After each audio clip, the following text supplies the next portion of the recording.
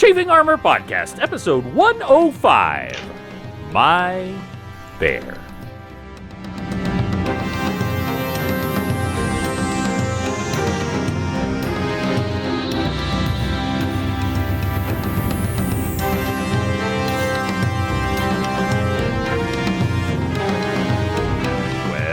Welcome back to the Chafing Armor Podcast. I'm your host, Michael Corley, and with me tonight is Lee. Lee, tell everybody who you are playing. I will be playing a Kenku Rogue, and my name is Lee, by the way. How you going? Hey, yo. And also with us tonight is Dare. Dare, tell everyone who you'll be playing. Hello, everyone. I'm playing Tix Birchmanson, everybody's favorite larger-than-life gnome cleric. It's true. You were raised in Sunrise and Sunset, two mountains that were claimed to have been cut in twain by the magical forces to stop the god Set from coming into our world thousands of years ago. And that power was just a taste of the power of the Staff of Seraphim. But not the Staff of Seraphim, but rather another player is Riley. Riley, tell us who you will be playing. Hi, I'm Riley, and I'm playing Athora Greyfield, a tiefling fighter. Wonderful. And also with us tonight is Izzy. Izzy, tell us who you will be playing. Hello everyone, I'm Izzy. I will be playing tonight Marezi Mugra, half-orc barbarian, who is now the tallest of the party now that Osokai is dead. That is true, and interesting words to put. We'll get to that in a moment. And last but certainly not least in charisma is James. James, tell everyone who you'll be playing. Hello, I'm James. I'm playing Pententialis, spell skill sorcerer. And one little asterisk I forgot to touch because I didn't want to burden y'all with after story at the end of the last episode. One of the things that Tix had made sure to add was that Baba Yaga would show you where to get to Timber Spire, where Prognani was. However, Dinwolf told you, oh, well, I know where that is. Figures. So just so you know, y'all are following Dinwolf's directions as he is leading you further and further north, to the far north. Imagine sort of, maybe not full Greenland, but deep into Alaska level of cold and ice and getting, wintry winds and freezing. A couple of y'all are doing pretty okay, though. Athora, you have noticed that the cold doesn't really bother you at the moment. Nice. Just doesn't seem to bother you at all, which is kind of nice because you already had a resistance to fire and heat. And then also, Marezi, you seem to be doing pretty okay. You got a hold of something recently. Do you remember what that was? Boots of the Winterlands? That is correct, which allows you not only to withstand extreme colds, but you could actually walk through the snow without impediment. As if you had snowshoes on. But even better, because it's magic. And then one other party member seems to be doing pretty well. Who is that? It's me! It's me! Yes, it is. It's me! You're talking about me! That's because my vow of poverty has ramped up to the point where I don't really experience any adverse effects from natural cold or heat. Mm-hmm. Which is exactly why the three of you are up doing just a little bit of scouting up ahead on a ridge.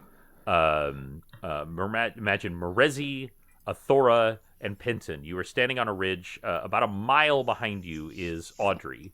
Y'all are kind of scouting out the land. Dinwolf knows this is the way, but he has not come exactly this way before, if you understand. He knows the way, but there's a... he's like, well, I came on a path, and we're many miles north of that right now.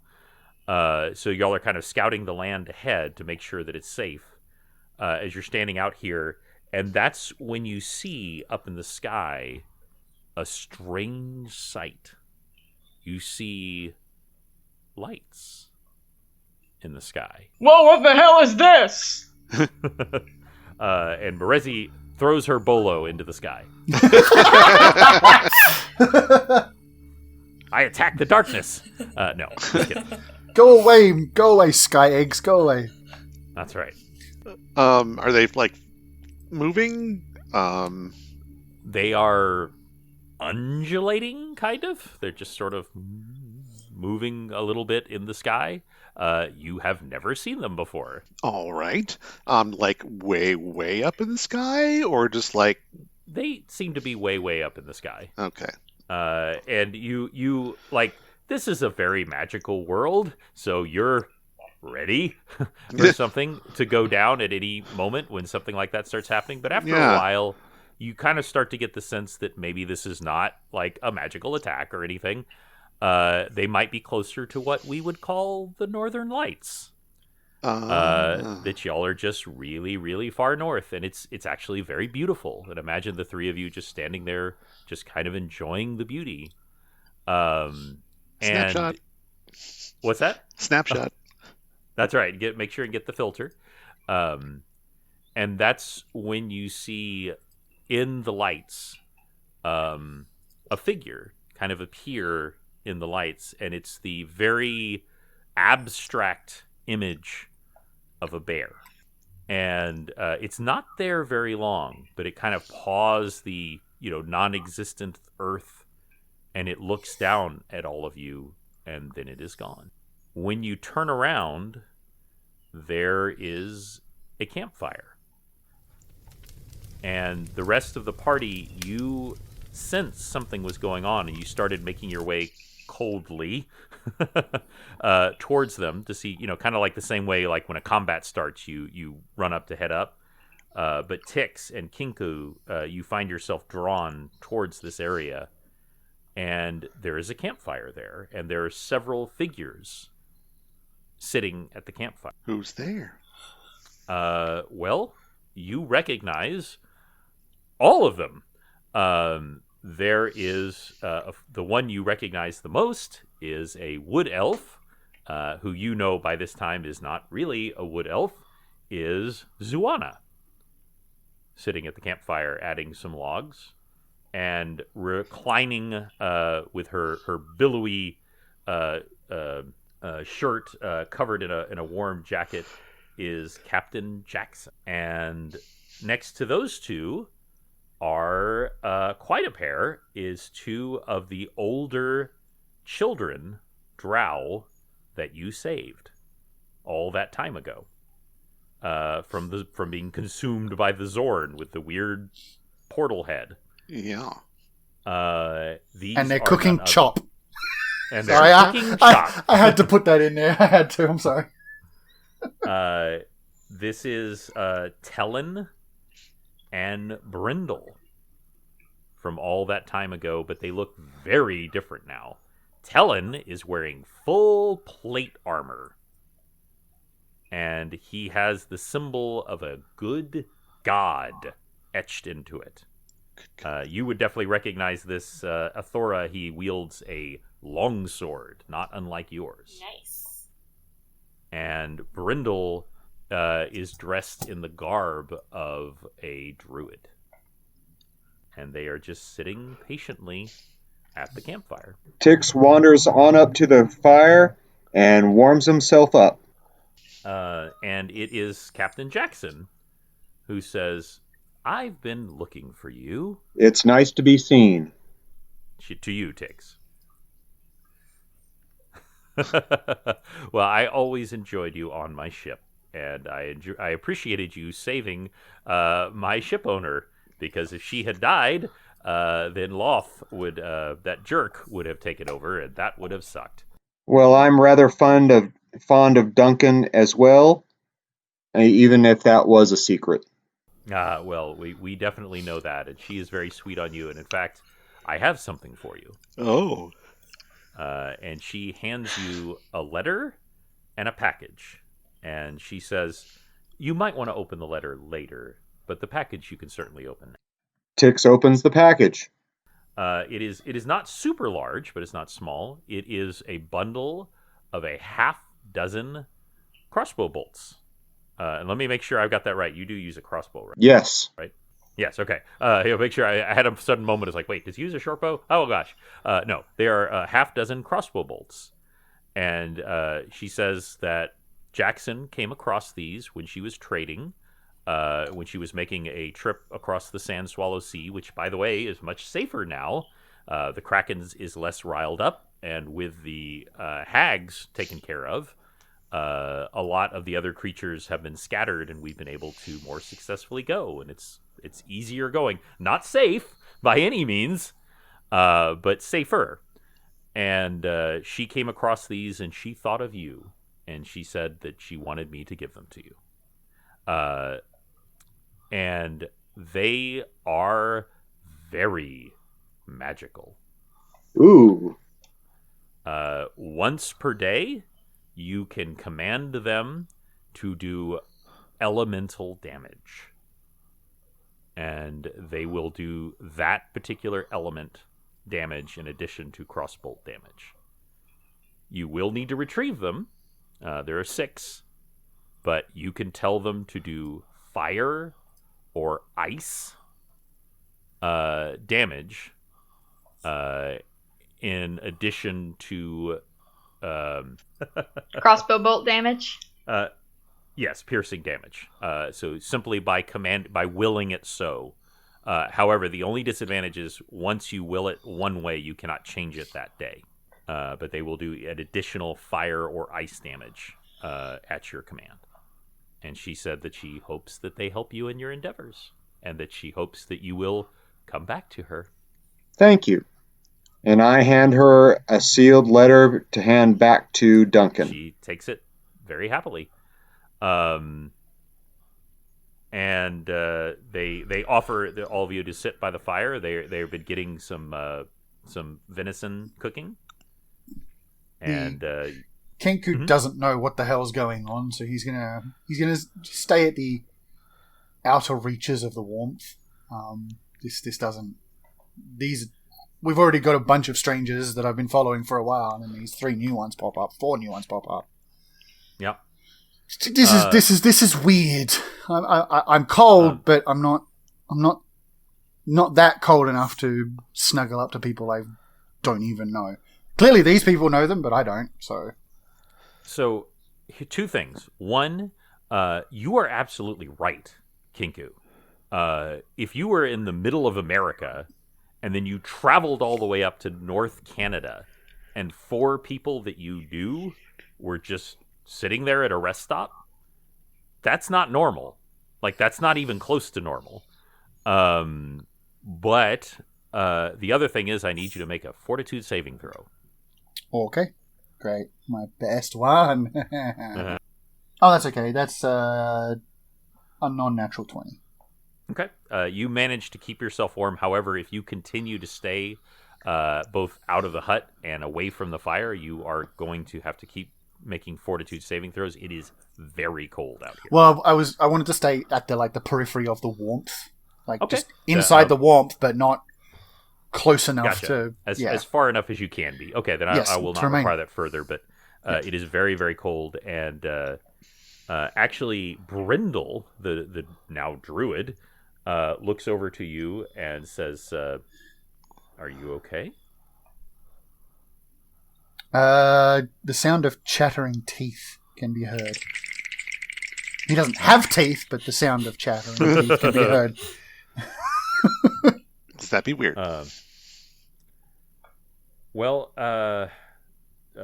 Zuana says, "Well, I know it's a little bit odd that we're here, but there's something very important that we need to do. We need to remember the fallen." Now, I want to say, in canon, we did have a side quest adventure with our new Kinku and Merezi, where in canon, y'all retrieved fireworks, and the official burial of Osokai was a pyre, a great pyre, that you had Merezi once overheard Osokai saying that's how he'd like to go, would be have a great pyre and for there to be a party. And so that is what happened at Osokai's funeral. However, there was not a proper time to have a good remembrance because y'all wanted to get the F out of Zental Keep. And that is what these people are here for today. And now,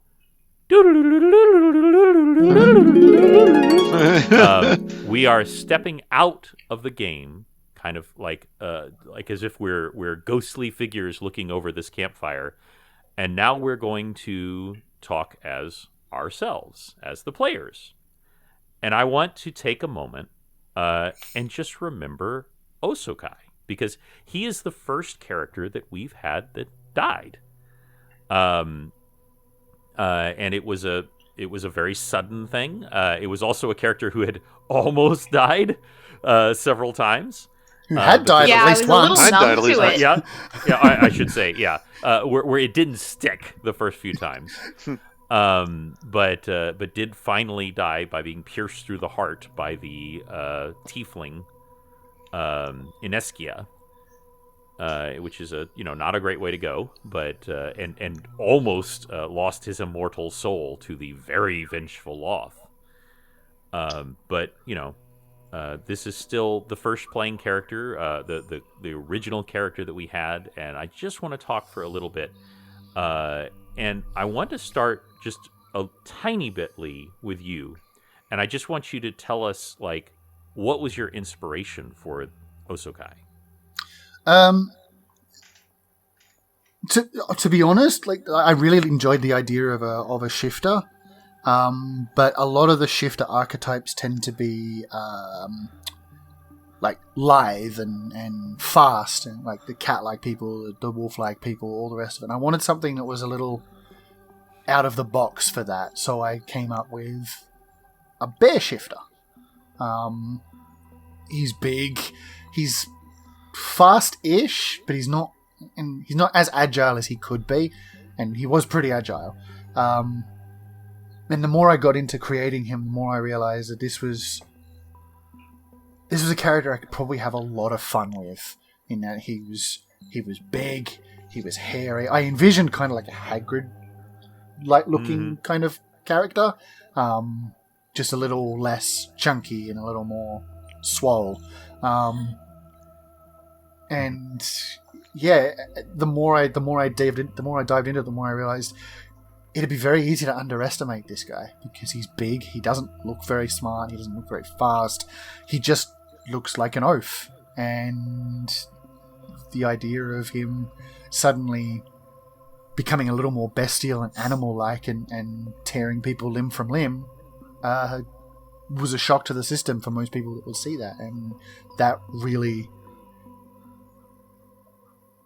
intrigued me, of the idea of a character that kind of averts those expectations, because you look at him and he's just a big thug. Yeah, and James, Penton and Osokai always kind of got along pretty well. Was there anything particular that stuck out to you as far as either their interactions or a particular moment that you thought was particularly fun with Osokai? Well, there's two things that I really remember about Osokai. Is one, he did a lot of crazy things. My most fond memory is of him jumping off of a ship and landing superhero style on top of a flaming skeleton. Yep, Was one of my favorite images of his doing. And also, I remember that he fell through a lot of holes. it's true. That was his thing, falling through holes in bridges and the floor, just everywhere. There was a hole, he was in it. I got to tell you, I as a dungeon master, I was absolutely entranced with the idea of an entire episode being a character falling to their death. Yeah, that was interesting too. Yeah, that was like 5 minutes over the course of an hour trying to figure out how to stop him from dying. It felt very like 80s action movie to me, of like, like a Die Hard type movie where you're just, this is crazy circumstance and you're just trying to survive it, and I really like that. It was a whole episode of just that Hans Gruber scene. Yeah, yep, pretty much. And like Penton, I was impressed with you trying to use like web, and things like that. I can't remember if that might have even been when I was NPCing you or not. I think that that was definitely me. That was definitely me. Oh, That I was was trying you. to. Yeah. No, that was you. Sorry. There was one episode where you weren't able to be there, but no, you totally did that. I thought it was going to be over at that point. Me But, too. we talk. I joke a lot about my incredibly bad rolls, but Lee, you have incredibly good rolls and incredibly bad rolls. Yeah, my dice have no middle ground. These, so a little bit about, I don't know if I've shared this before, a little bit about my dice. I paid a lot of money for these dice. These are old game science dice. So they have hard edges, they're casino balanced, so they're supposed to be some of the best dice out there for fair play. They're not. Don't do it. These dice are biased as hell because I either roll really low or really high. There is almost no in between. And it gets me into it allows me to do cool stuff like obviously jumping off that mast and superhero landing on this flaming skeleton. That was fantastic. I do believe after that I did fall in a hole again. Yeah. So that's kind of like this dichotomy of my dice. It lets me do really cool things, but it also takes tallies of how much cool stuff I've done, and then obviously as we go back to the shark encounter on the boat, it decides, you know what, you've had enough fun. It's time for you to die. So that's what happens. And it's such a crazy thing for it to happen on because I really enjoy doing the side quests with y'all because I feel like I get to build get to explore your character a little bit more when it's just a couple of you, or in these cases, one of you. And I was like, oh, he's dead. And by the way, you had to remind me. It was like, oh no, that's catastrophic damage. Like you're just dead. Yep. And it literally tore you in half. So I was like, oh, well, I guess we're going with Plan B then.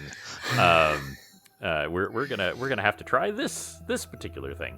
Now, a lot of things as a dungeon master, there are things that I do that obviously I am planting a lot of seeds here that may or may not bear fruit. One of the ones that never really bore out, and I believe Osokai never knew, was that the trap that he was around his leg in the first adventure, that was actually Morezi's. Yeah, we don't really talk about how Morezi is and was for her tribe a trap maker.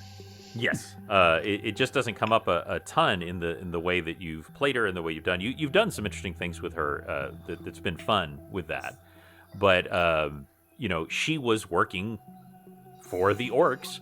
Now she wasn't actively in the battle because she had actually come back to find her brother because she thought she had gotten word that the orcs were supposed to lose. She had gotten word that the quote-unquote good guys, from our perspective, had gotten this incredibly powerful staff and were about to just wipe the floor with the orcs. Yeah. And so she was coming and trying to save her brother. Yeah, her half-brother on her orc mother's side, Nargash. Exactly. Who the princess told you is alive. And, that's been good enough for now. Might come up later, you never know. But that was just a little plot point that I had seeded in case I had a place to put it later, and it just never came up.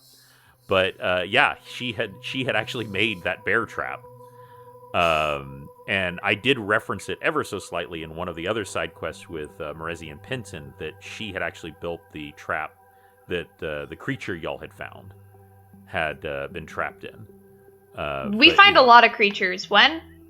Oh, it was the one where y'all found the village where everyone disappeared, and then later you found out all their skulls had been slurped out. At the beginning of that, there was a dire something that was trapped in it. But anyway, my point is Morezi must have been like, oh, awkward, and just obviously she didn't say something like, hey, that's my work. Yeah, she probably just hoped it would never come up. Exactly. And obviously, a bear trap particularly. I just couldn't resist the irony of that. Yep. But Morezi, is there anything that comes to mind when you think of Osokai and his crazy antics? I think that I think that Morezi has, a casual, friendly relationship with all of her party members, and she likes all of these people.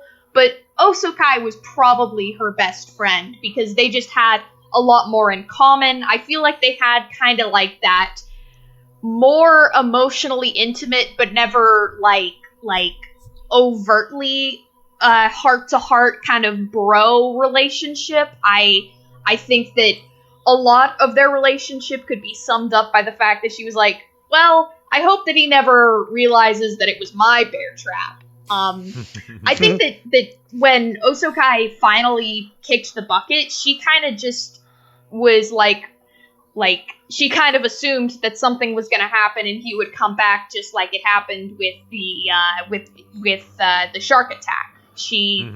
I think it was kind of numb to her, but I think that when she thinks of stuff that happens with Osokai, she probably thinks of them going on hunts. They probably had a lot of off-screen, just absolute badass moments, taking down boars and bears and deer and stuff. I think that was where a lot of their relationship was probably forged. They were bros.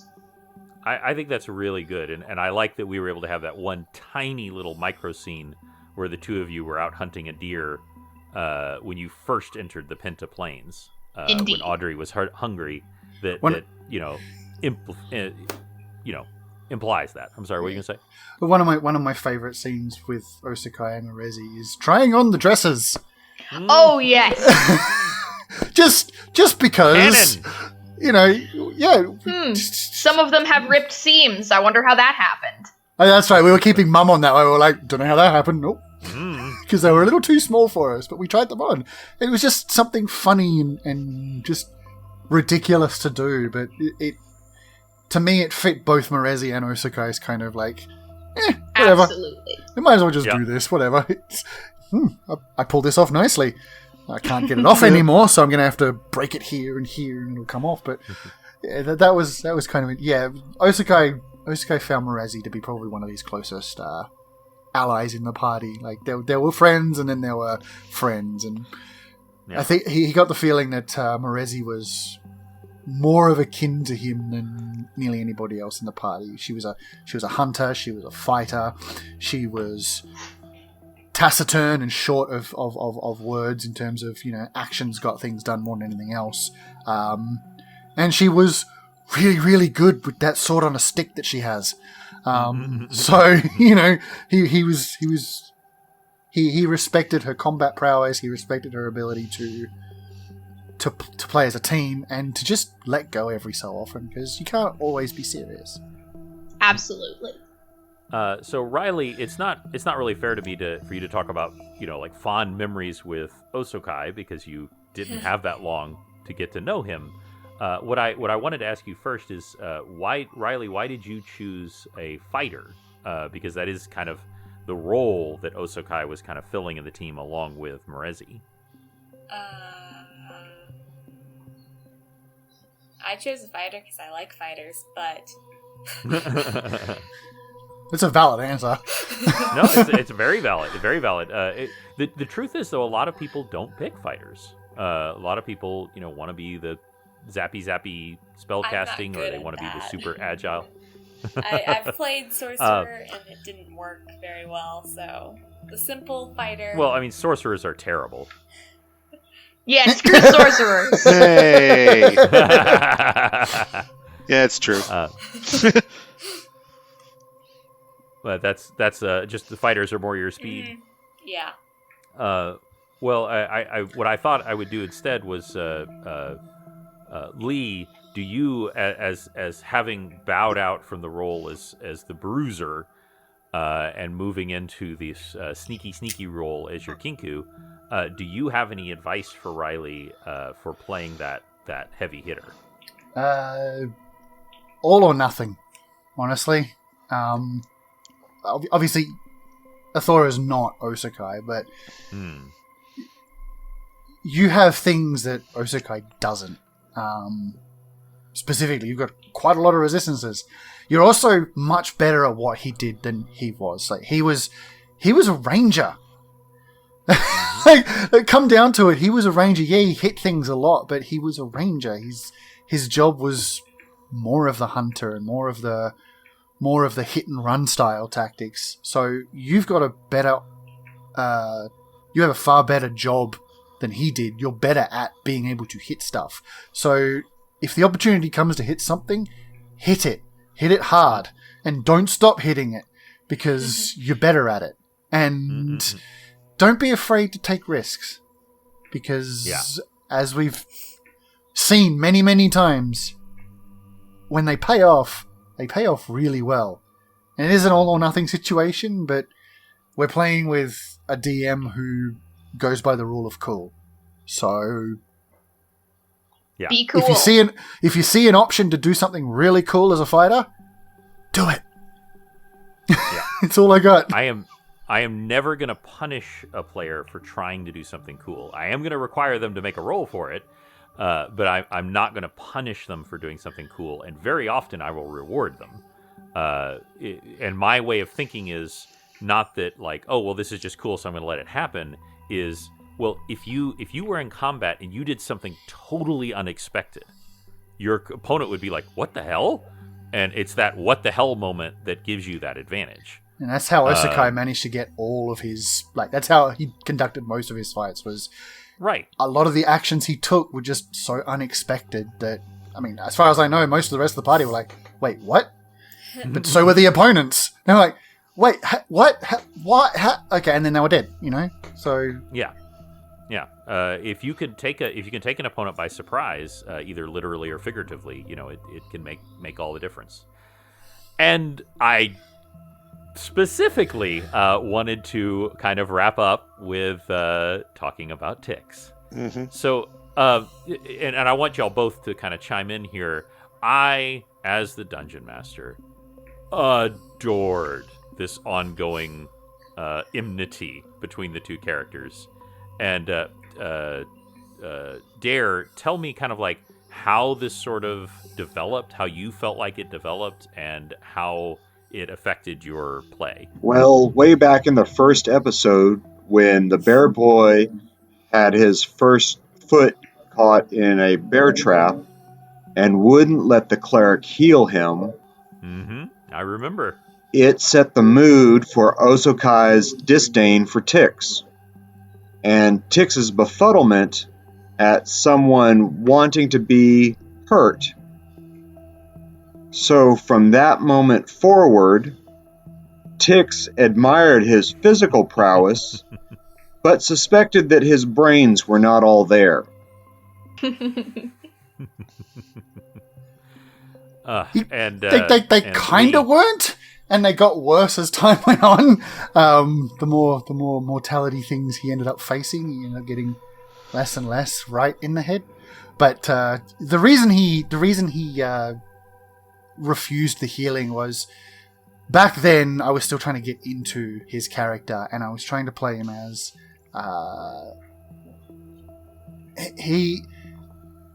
I was trying to go for an aspect of where he wanted to, part of his tribal things, part of his personality was he had to do things by himself. That's how he got through his childhood, how he put up with being completely different as one of the only shifters, actually the only shifter whose powers came from a bear. The rest of them were all like life creatures. But for some reason, the Traveler Toad chose him to be big and strong and a wrestler, and he faced a lot of prejudice in his own clan for doing that, and he had to take care of himself. So when it came down to, you know, he stepped into a bear trap. He was an idiot. He stepped into a bear trap, and someone offered to help him, and his first instinct was like, no, I did this. I need to take care of this myself. And obviously after traveling after a while, it became clear to him that you can't do that all the time. You need help sometimes. But at the beginning, it was more a matter of, I don't need your help. Thank you. And he got himself out of it. So it wasn't a matter of any animosity to it. It was just this hardwired thing for him that he's not used to people offering help, so he just refused it. And that kind of set the tone. You can't know that, so it worked out well in the end, but yeah, that was where I was going with that, and it kind of played off in that respect. And then into the murder mystery episode where Osokai was in jail and had to be rescued out, then didn't want to participate with Tix in the murder investigation as partners. That began the Bear Boy references, I believe. So Tix picked at the loose thread all the time. Yes, and I feel like you played on it, and I specifically, I mean, I literally designed. I said I want to make a buddy cop episode.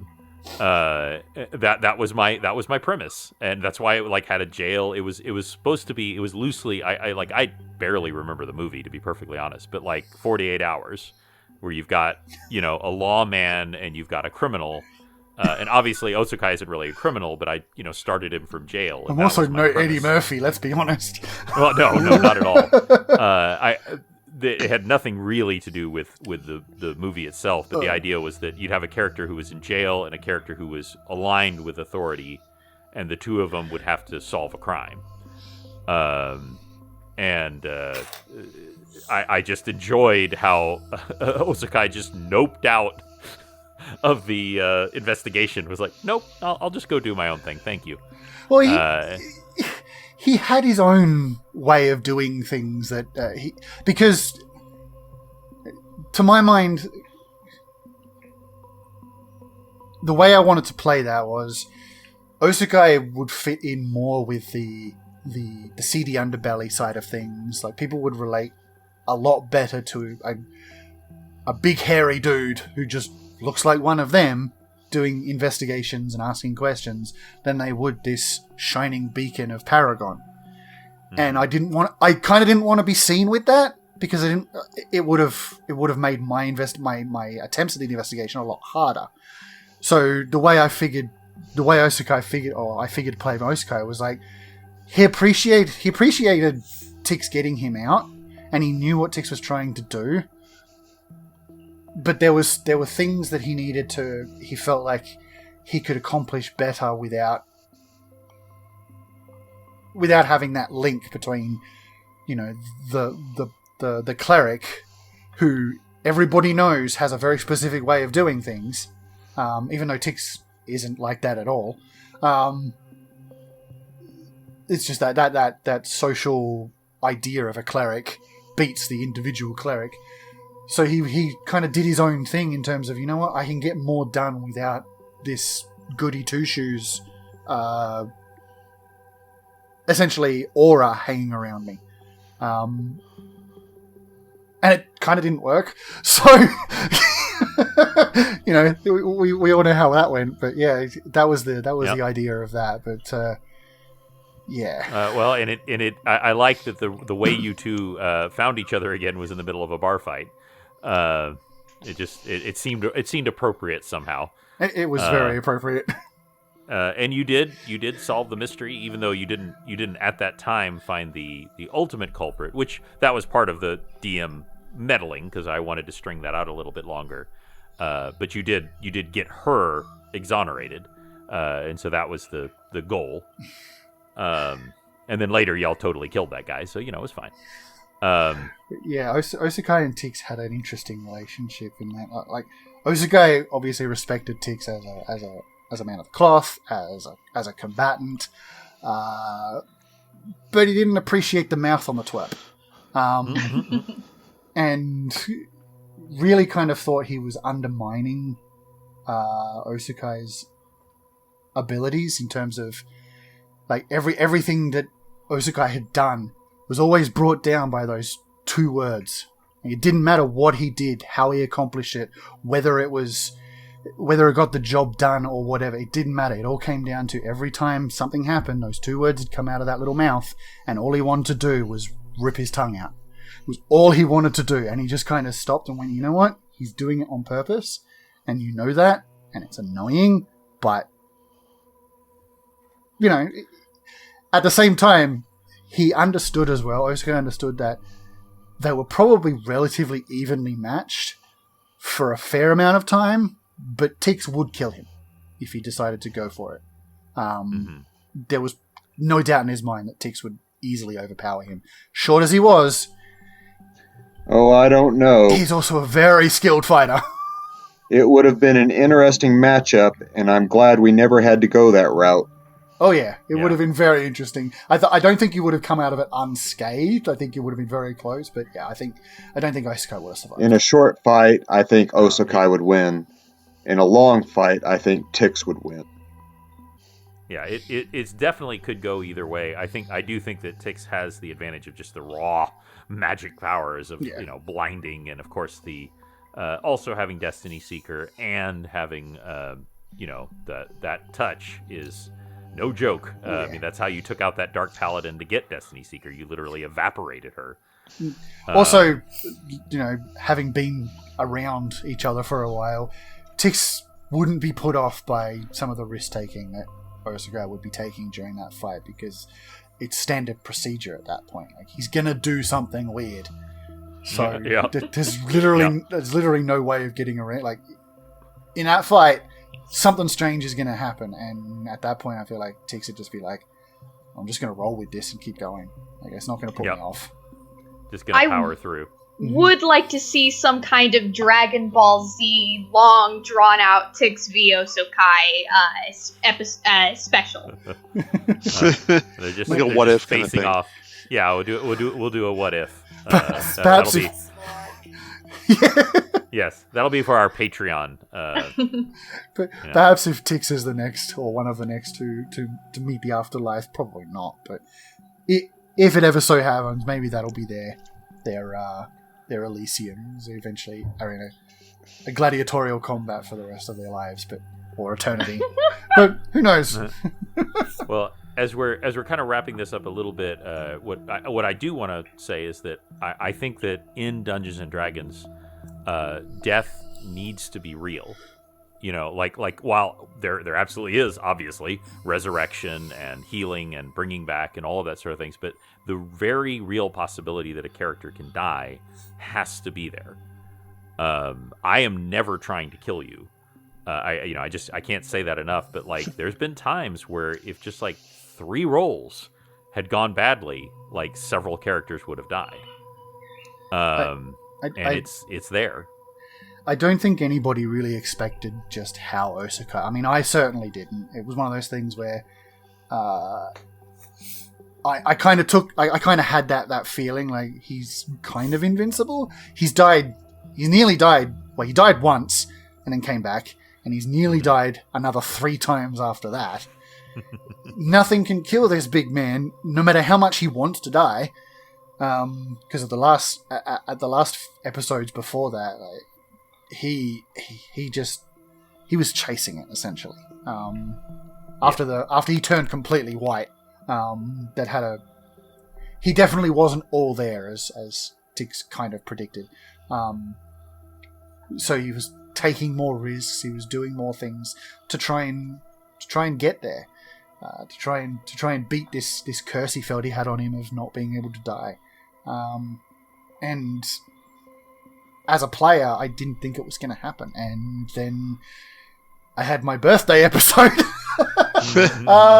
where it was like, I should have seen it was coming, but I didn't. And then, all of a sudden, no more Osokai. The dungeon master took a little bit of a turn there. I even forgot, to which I apologize. I even forgot to give you your death save till you said, "Hey, could you maybe give me my death save? That would be nice." But it did not work, and it was a really bad hit, and Ineskia was an assassin.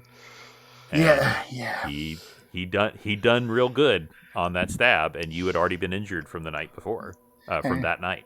Oh yeah, I got into a massive bar fight and had a really good time. That's why I call it my birthday episode. And I think I staggered home with about 10 hit points left on me, something like that. And Inaskia was just in the shadows, just came up and did something like 30 damage in sneak attack as I was staring at the sunrise. So it was perfect. It was bittersweet as the glorious golden and purple and reds and oranges sort of faded into black as I died from a stolen dagger to the heart. Yep. Very, very cinematic. Does anyone else want to say anything real quick as we bring this to a close, our memorial episode? What about the DM's favorite moments? What I most appreciate, and we've already touched on this in general, but what I most appreciate you doing with Osokai is just trying things. And that's you and not just that you would do that, but that you incorporated it into the character. That I absolutely loved. That you would like jumping up off the top of the chicken hut to slam into the hag who's flying in the air and slam her into the ground. Just try that, see what happens. I loved that kind of thing. And the other that as a person who is a big softy at heart as well, and obviously I know you well enough, Lee, to know that you totally are as well too. Don't tell people that. Is how often you would let that side of Osokai show, like whenever there were like children around and things like that. That these kind of sweet little moments, and that that is exactly why for your, as you say, birthday episode, I brought Tellin and Brindle. And got to I knew from that episode, that first episode, I wanted a moment where Tellin got to say it back to you. That was I knew at that moment, at that episode, and that's why I later had you dare play Tellin, because I wanted y'all to show the progress of this character becoming, a man, becoming a good character. Becoming a paladin. Becoming a paladin, exactly. And being set on that path by the example given to him by Osokai. I remember that. Well, you let them go. And yeah, because you said, we let them go because that's what we do. And I was like, that, right there, I want a moment where Osokai gets to hear that back. And, he got it. He got it. He sure did. And then he got something else. He was very angry that time, and then Tellin kind of echoed his own words back at him. But yeah, I want Osokai and the way you play Osokai to be a testimony to everyone. Not and I can't say this enough. Not that I want y'all to be crazy. Not that I was like woo, just run around doing nutso stuff. But if you see a cinematic moment, if you see a cool thing to do, and you're like, oh, I just want to try that, just try it. And I think that Lee, you do an exemplary job of doing that, and it really brought out the character of Osokai even in combat. I mean, I've seen Tix doing some of it in the last, the episodes where they first meet the Kenku, and Tix is leaping on people's backs and using the bill hook of his axe to push against throats, and just kind of being that personality side of Osokai, and how just do this. Absolutely. I was like, that's really cool. I really enjoyed that. Yeah, I'm excited to see what sort of character dynamic voids that Osokai left are going to be filled, and I think it's kind of interesting that the beginning personality that Osokai started with isn't that dissimilar to what your new Kenku is like, and I'm excited to see how they're going to become different characters as well as similar ones. Yeah, the Kenku isn't he's not as he'll take risks, but only when he's 100% certain they're going to pay off. Osokai didn't do that. He just took them. If it doesn't pay off, oh well, no. I mean, I might get hurt, but so what? But the Kenku, he's gonna weigh up all the possibilities, and for the most part, he's probably not going to get involved in all that much unless he absolutely has to. So, yeah, I'm looking forward to seeing how he develops too, because he's been a really interesting character so far. Indeed. And to the best of my knowledge, nobody's asked his name yet. You said it, and then no. I'm sure Dad's gonna edit it out when he uploads that episode. And also, I edited it out of my brain because I can barely remember what I had for breakfast today. I mean, Michael said it. Michael said it out of in the I think it was between Yes.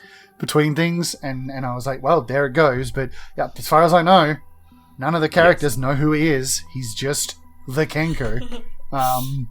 So it's going to be interesting as everyone's just like, okay. Well, it will be, and I do very much look forward. And I we've already had the one side quest with Marezi, but I would like to have some smaller episodes with the Kinku and some of the other characters, so that y'all can interact a little bit more. Because it's also, unfortunately, a part of a nature of a character who's very mistrustful and who also does not have full powers of speech. Makes those interactions a little trickier. So we'll see. So kind of wrapping everything up, Lee, thank you so much for playing Osokai. It was an absolute pleasure to be the dungeon master for him. And I really look forward to this new character. I kind of wanted to do this as kind of a little wrap up. I hope we don't need to do this for any other characters, but as y'all are, again, I cannot stress this enough. Level 7, y'all are very, very powerful. And some of the things that you're about to go up against, oh boy, Are also very powerful. Yes, indeed. I do want to put this out there as well for the listeners. Feel free to put your own stuff in, like on YouTube, put it in the comments, or on your wherever you can put comments.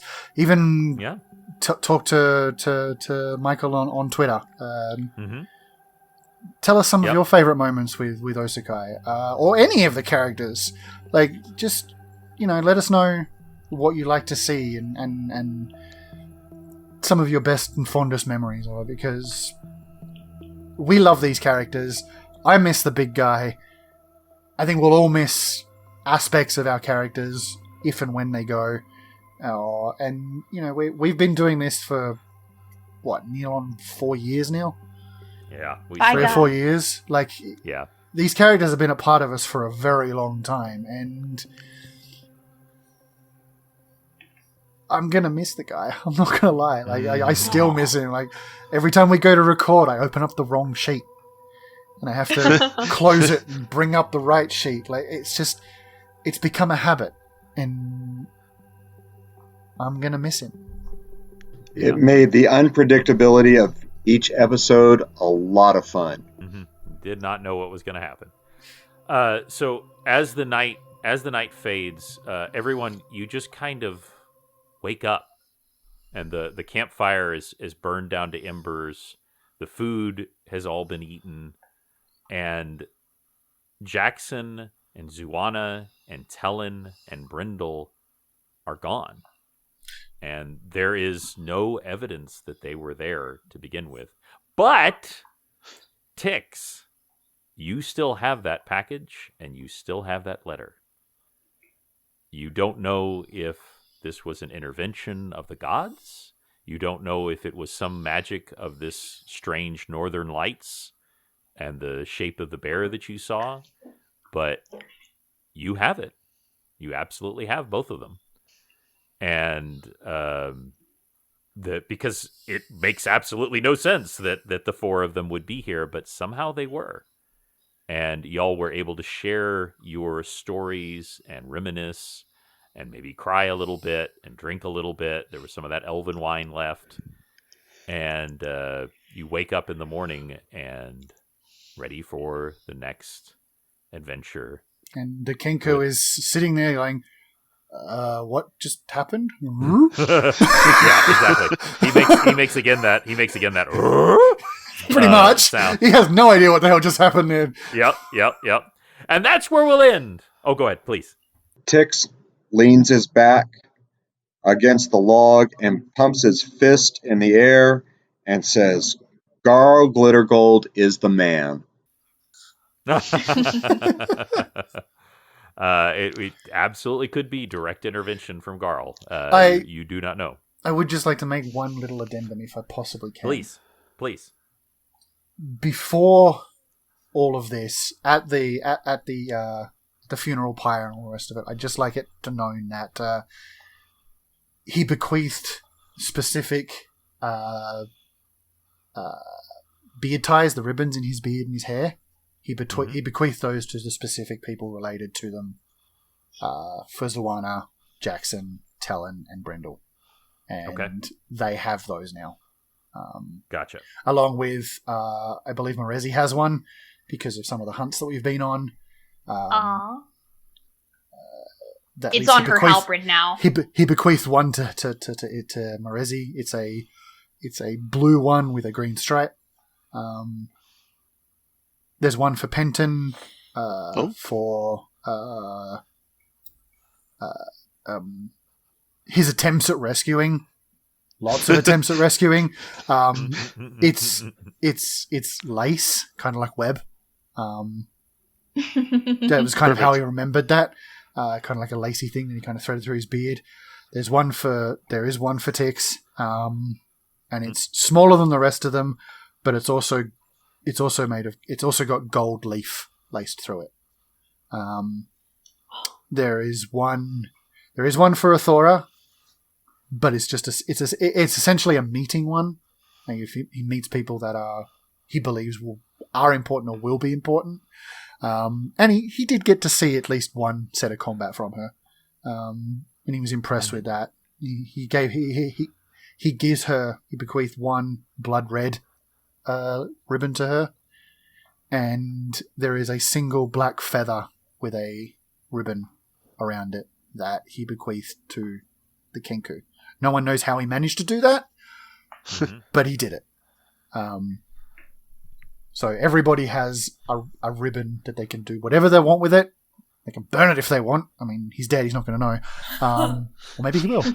But he's kind of before he died, he made sure that Jackson kind of knew that's what he wanted to have happen in the event of his death, given that they share memories. Aside from the Kenku one, which is going to be a mystery to everyone but him and the gods. So. Well, many deals were made with the gods, and the Raven Queen has already specifically messed with time in regards to the Kinku. So who knows what has happened? The Kenku will wake up with this thing attached to him somewhere. He's like, where the hell did that come from? Every time he tries to get rid of it, it reappears. Oh, please make that a thing. That would be amazing. That would be very, very thank you everybody for participating with my shenanigans with the big guy. He, as I said, he will be missed and very missed. Yeah. I'll miss drawing him. I don't have enough guys with beards to draw. I probably can't give my Kenku a beard.